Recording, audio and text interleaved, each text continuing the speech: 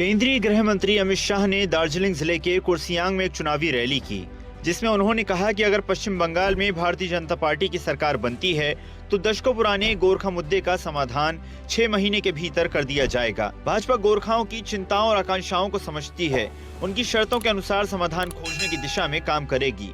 4 मई को परिणाम आएगा, 5 मई को सरकार बनेगी और 31 जुलाई से पहले सारे गोरखा भाइयों के सभी केस बंगाल सरकार वापस ले लेगी। ममता दीदी ने, कलेक्टर ने कुछ गोरखाओं के भी नाम काटे हैं।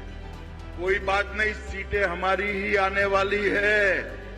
चुनाव समाप्त होते ही चुन चुन कर हर गोरखा को वापिस मतदाता सूची में डालने का काम भारतीय जनता पार्टी करेगी। मुख्यमंत्री डॉक्टर मोहन यादव ने तमिलनाडु के रासीपुरम में रोड शो कर बीजेपी उम्मीदवारों के पक्ष में प्रचार किया। सीएम ने प्रत्याशी डॉक्टर प्रेम कुमार जी को भारी मतों से विजयी बनाने की अपील की। उन्होंने कहा कि तमिलनाडु परिवर्तन के लिए तैयार है। इस बार एनडीए सरकार आ रही है।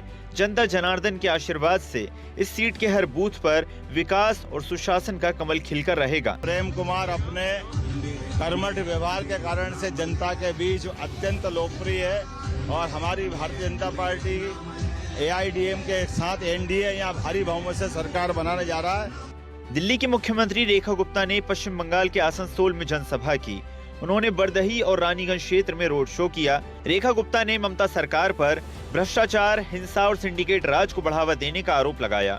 उन्होंने भाजपा की सरकार बनने पर महिलाओं के लिए 21,000 रुपए की सहायता और 5 लाख रुपए तक की मुफ्त इलाज जैसी योजनाओं का वादा किया। विकास की और विश्वास की राजनीति होगी। महिलाओं को सम्मान मिलेगा, युवाओं को रोजगार मिलेगा, किसानों को उनकी फसल के दाम मिलेंगे। कांग्रेस अध्यक्ष मल्लिकार्जुन खड़गे ने महिला आरक्षण को परिसीमन से जोड़ने की भाजपा की रणनीति की कड़ी आलोचना की। वेलाचेरी में एक चुनावी रैली में उन्होंने इसे तमिलनाडु जैसे जनसंख्या नियंत्रण में सफल राज्यों को दंडित करने वाला एक खतरनाक खेल और धोखा बताया। उन्होंने कहा कि विपक्ष की एकजुटता ने इस दक्षिण विरोधी विधेयक को विफल कर दिया है, जो संघीय ढांचे के लिए खतरा था।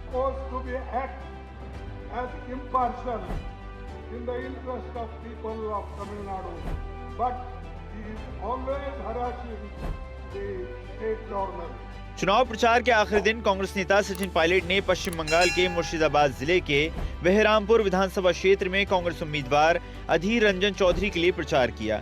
इस दौरान उन्होंने कहा कि बंगाल की जनता राज्य और केंद्र दोनों सरकारों से ऊब चुकी है और अब बदलाव चाहती है। पायलट ने कहा कि कई मौके मिलने के बावजूद भी बंगाल पिछड़ा हुआ है। यहाँ बेरोजगारी, गरीबी समस्या बनी हुई है। साथ ही उन्होंने महिला आरक्षण विधेयक को लागू न करने पर भाजपा सरकार की आलोचना की। बंगाल में लोगों ने राज्य सरकार को 3 मौके दिए, केंद्र सरकार को 3 मौके दिए और दोनों सरकारों में आपस में इतना खिंचाव रहा, इतना टकराव रहा कि बेवजह बंगाल के लोगों को नुकसान हुआ है। और ऐसी ही ताजा खबरों के लिए लाइक, फॉलो और यूट्यूब पर सब्सक्राइब कर बेल आइकन जरूर दबाइए और हर अपडेट के लिए विजिट कीजिए स्वदेशलाइव.com।